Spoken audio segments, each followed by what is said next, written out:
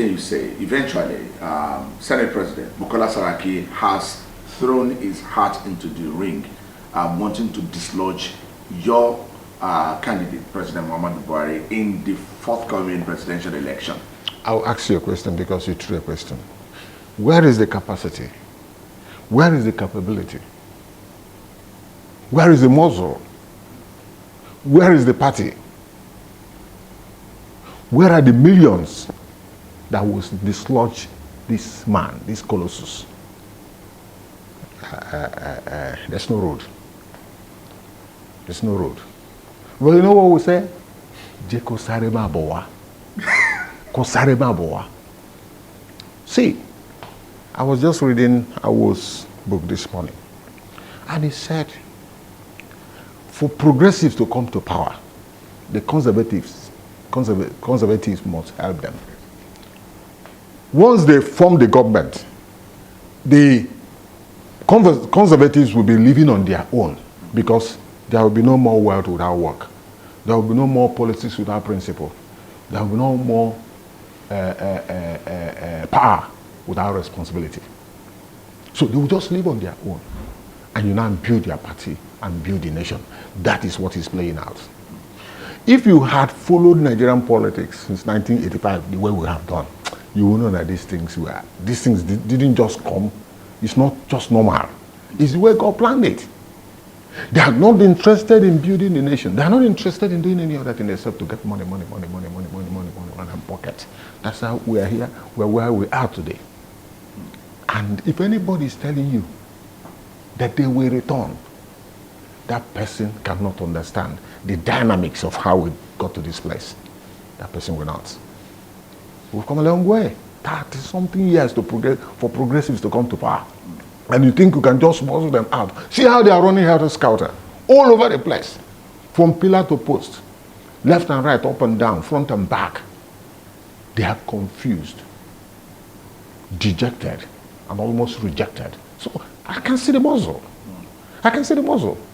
We're going to do direct primary for the president. Do you know the implication? 25 million people across Nigeria will nominate him for the president. And that 25 million people is 25 million votes. It's 25 million votes. Standard. I'm just telling you. Okay. He has done what they have not been able to do, but their noise would not allow the ordinary Nigerian to look beyond the cacophony of voices that we hear all over the place. He is doing what they did not do in 16 years. That's the problem. The free money is no longer there. Yeah, so what are those things? I mean, if you must say, because a lot of Nigerians, we read all over the internet every day that, you know, the APC, your party, is not really showing us all those things. Okay. You see, fighting corruption, number one. Corruption is the biggest problem in this country. Corruption has denied us so many things. Infrastructure, world-class schools, world-class universities, world-class hospitals, national carrier, shipping line. Where do I start? Ajokuta Steel. All these things are coming up one by one. Are they not seeing it? Okay, I come from Southeast. I come from Southeast. Okay, because that's another... They say they are building Niger Bridge for 16 years. They did not acquire the land. They did not pay compensation. They were just floating. They did not prepare for the axial roads or connecting roads that will lead you to even to the bridge. Because once you build such a big bridge, there must be an infrastructure that is going to be connected with it. They did do that. Or is your government doing it? They are doing it. I come from Southeast. They play politics with the Enugu Port Harcourt Expressway, even though they are still on it. The way they are doing it, I went to my head the other day. They are even beautifying the road. If you see what Foshala is doing there. The same with the Enugu Onitsha road. And some other federal roads in the Southeast. There is, as I speak to you now, there is a power station dedicated to area market in Aba. Power station dedicated to them to give them light 24/7. Because of the revolution that is going on there. They will not see it. They will not see Jaba Road. They will not see Mopa Road. They will not see the other bridge. Where will I start? Where will I begin? They are not seeing the coming of the national carrier. They are not seeing the kick-starting of the Igbokwe steel mill. They are not seeing the Lagos. Railway, you know, where a lot of people are saying. I don't want to. There are too many of them. See, Lagos is but a standard gauge rail project across Nigeria. In the other day, some people went and they started removing those things. I don't know what they want to achieve, but so the money that is being stolen is no longer there. It's that money that the man is using now. That's why they are crying, knocking their heads against concrete wall, abusing the president. They can't leave. The fear is that they can't live the next 4 years without dying. Now let's look at Saraki as a person. Don't you think that, you know, he's young, he has the wherewithal, and it's very cerebral, it's very intelligent, to be able to steer the ship of Nigeria out of this socio-economic quagmire that, you know, we've been. So, if I want to employ you, I want to know your antecedents, where you're coming from. I want to know your pedigree, your courage, what you have done before, how you did it. Okay, I know about Saraki, you know, as a medical doctor. I don't know whether he practiced. I know he was in the Society General Bank. Today that bank is no more. So many stories that attached. You ruled Kwara State for 8 years. We cannot see anything to show. They were busy accumulating money for this project that you are seeing today. Since Saraki came into the saddle in 2015, this nation has not known peace. They seized our budget in 2016 for five months. In 2017, 6 months. In 2018, 7 months. To pad and make money he wants to use now. He will be so defeated and so crushed that he will never think of. You see, we have moved beyond their space, and they are finding it difficult to understand the dynamics. They are not seeing the revolution that is going on, that the system can no longer permit the conservatives who will come to hide themselves in progressive to do whatever they want to do. That's why they are running away. It's nature that is moving them away. It's the dynamics. The same fundamentals, you know, they cannot see. Now the ones moving them away. So they will go on their own. But do you think it's going to affect the party? We are getting stronger. As I speak to you, APC has made inroad into South-South. There are 4 governors, four past governors are now into, and you cannot dismiss those people just away from hand. I'm talking of Dr. Duan, I'm talking of Abio, I'm talking of Hoshiomole, I'm talking about even Osumbo, I'm talking about Amaechi. These are so many. Let me tell you, what APC has going for them is the men that are driving the party. The men. You talk about Achiwan, you talk about Fashola, you talk about Ambode, you talk about Arigbe, you talk about Achimobi. These are classical Nigerians.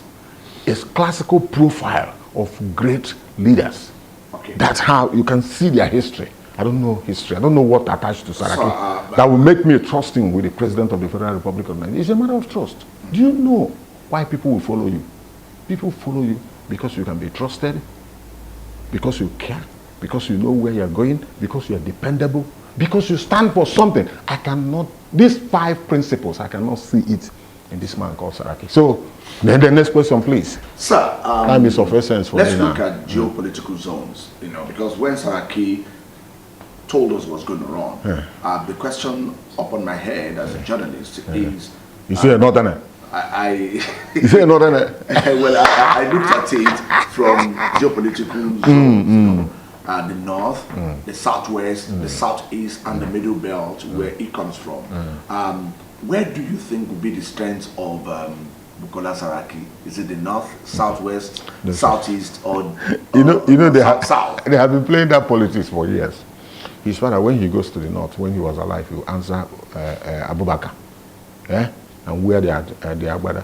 When he comes to the south to campaign, he will wear Shara, Yoruba dress. So they don't know where they belong. That's why they call them middle belt. So where is he going to garner the support? Who will vote for him? Southwest, 6/6, that's in our pocket. Then you now combine with Northwest. Nobody. 15 million plus 18 million, how many? It's finished. The race is over. Wega, the race is over. It's the votes that we're looking at. It's the votes. And then the president has made inroad into South-South. South-East. It's not a scramble.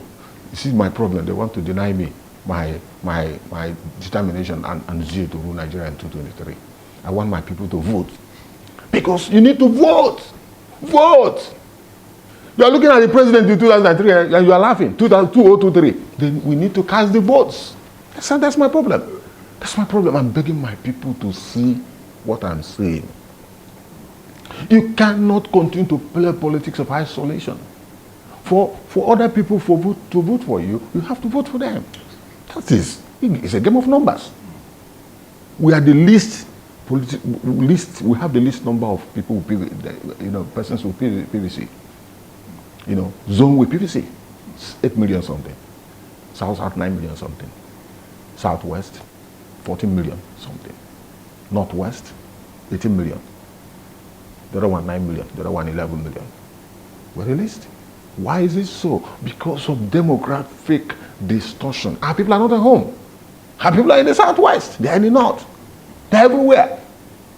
That's why you have that number. If we are to remain, if we are not moving, if we don't move, if we have not been moving out, you won't have that 8 million in the Southeast. That is what we call demographic distortion.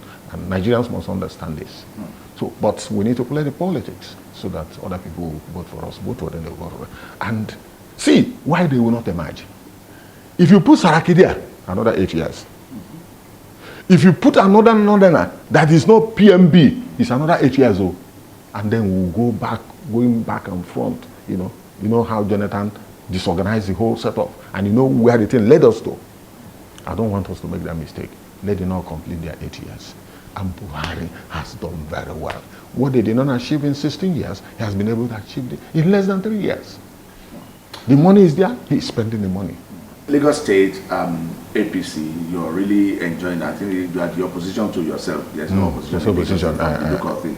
Because I cannot fathom a reason why a chairman of a political party in less than 5 months to an election will defect to your party. What do you have to say to that, sir? He has been with us right from day one. Don't forget that he was an AD. He went to the House of Reps on the platform of AD. I don't know what led him to go to the other party. Now, after many years, he has found the need to come back. You see, you cannot continue to dissipate your precious gift of time on acrimony and division. That's what Lagos PDP has been saddled with for years.